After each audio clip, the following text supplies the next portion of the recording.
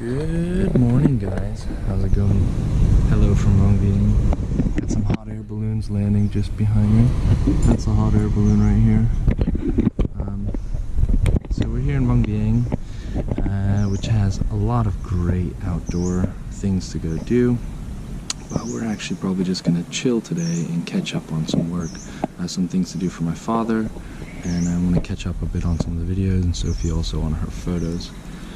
So we're just gonna relax. We got a little pool here by our hotel, nice view, so why not? But I wanted to talk to you guys about something. So I wanted to mention this when we got back from Bali, but then I didn't do it. And it's funny because a similar situation kind of just happened when we left Vientiane.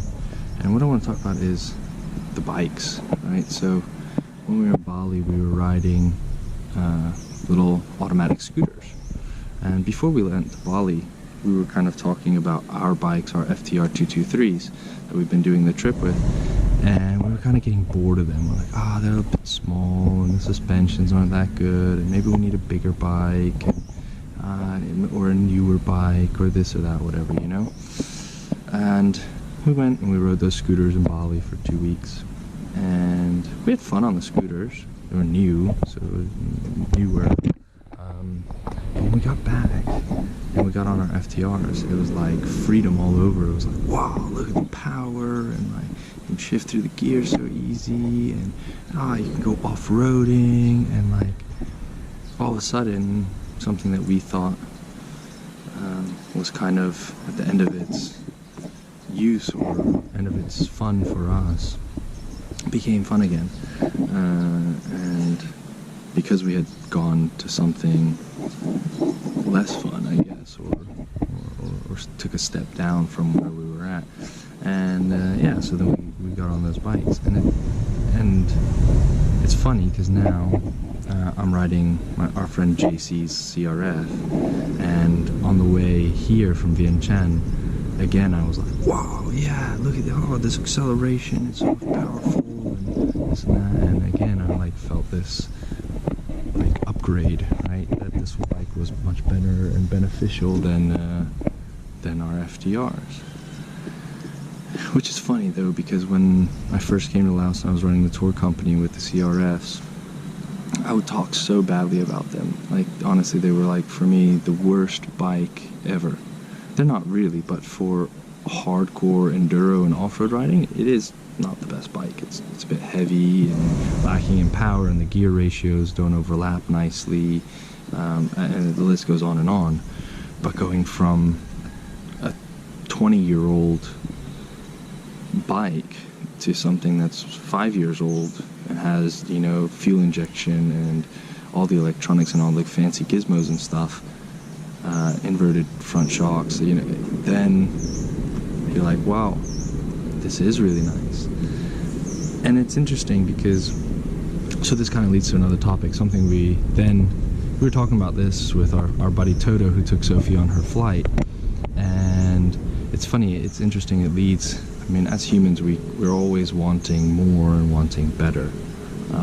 I think in a natural sense, instinctively we want more and better, but I think it's weird now because instinctively we want food, shelter, and to protect our family and carry our legacy forward, right? Those are like the three instinctive, water of course, but that goes with food.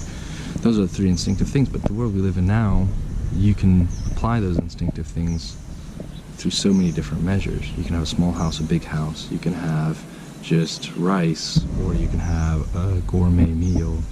You can have a $5 coffee or just a regular coffee. It's a huge, giant range of things.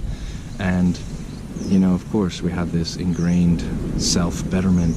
We constantly want something more and better, because in the world we live in today, you will never have the best thing.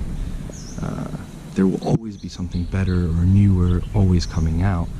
And it's funny, we were talking about this, and in a sense, us going back to that scooter was a really good thing, to come back then to what we already have and really appreciate it, right? So we were saying that maybe maybe instead of always going out and buying the next thing, like say for instance I had a small 250cc, I shouldn't go out and test drive a 650cc bike because I probably don't need it, I probably just want it, and of course it's going to feel better than my 250, but for how long? For another year, 2-3 years, and then I want a 1000cc bike or another newer bike. But instead maybe I just go rent a scooter, ride that for 2 weeks, and then learn to appreciate what I already have. I think it comes down to not getting what we want, but learning to want what we already have. And I don't know, I just wanted to share that with you guys because I think today we live in a world where TV and marketing is so thought out and planned to appeal to our psychological nature that it's not even really our fault that we constantly want something more and better, because we're constantly under attack or being pressured to buy more, to buy the next best thing, to be a consumer and to feel like the capital markets. But I think in the end, I mean, where do we find real happiness? And then that's with being content with what we already have, being able to be satisfied, right? I think that's a difficult word to use these days, is what is being satisfied, but not just, I mean, we can easily be satisfied for right now, you know, I could eat breakfast right now and then I'm satisfied for the next couple hours till I'm hungry again, but being satisfied and happy with the things in our situation, in our life, and not comparing ourselves to others.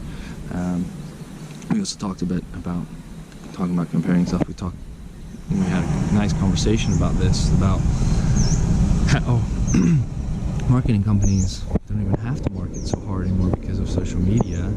People are marketing for them, you know? A lot of people go out and buy things just to show that they have these new things, and they use social media to do it, and you know, and other people feel bad and feel like they need to, and this whole, as they would coin it in America, keeping up with the Joneses effect.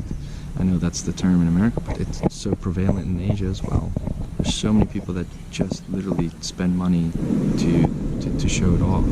I mean, I saw a Bentley Continental in Vientiane, completely blacked out with like probably the crappiest paint job ever. The paint was peeling all over the place.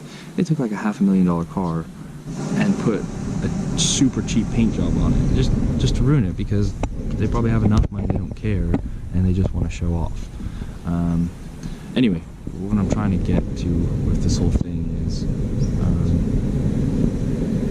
I'm basically just trying to put across a point that you don't need all these things to make you happy, and most likely the things that you have are enough, but you just need not a constant, but a reminder sometimes of what life is like below your current standard, not above it, but below your current standard, to remind you how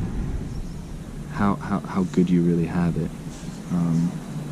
You know, just take a step back instead of always a step forward.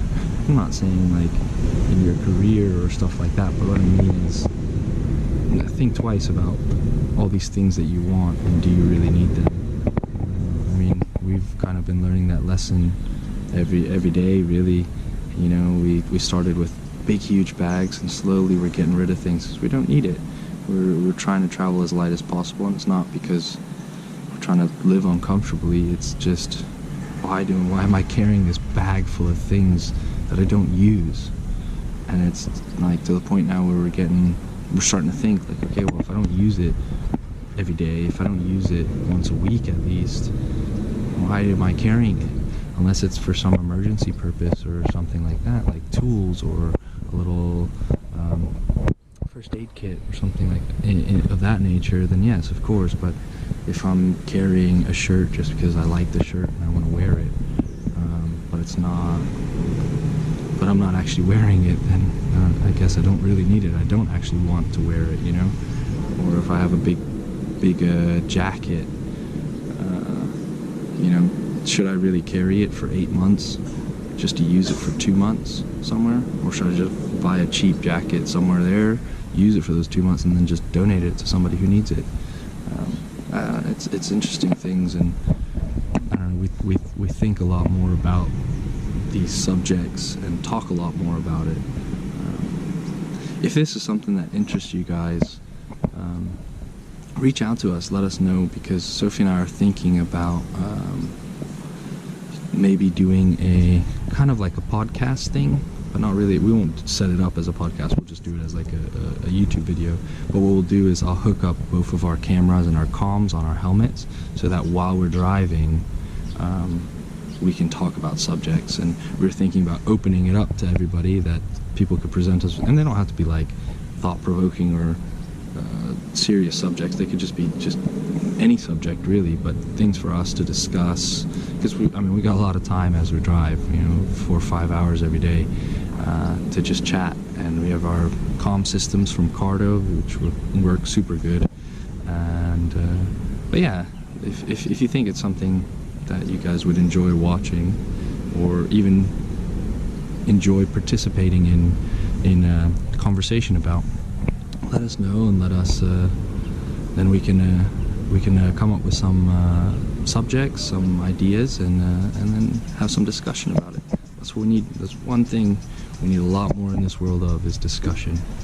Not just, I'm just gonna leave it there. We need more discussion in this world. So anyway, thanks for listening, guys.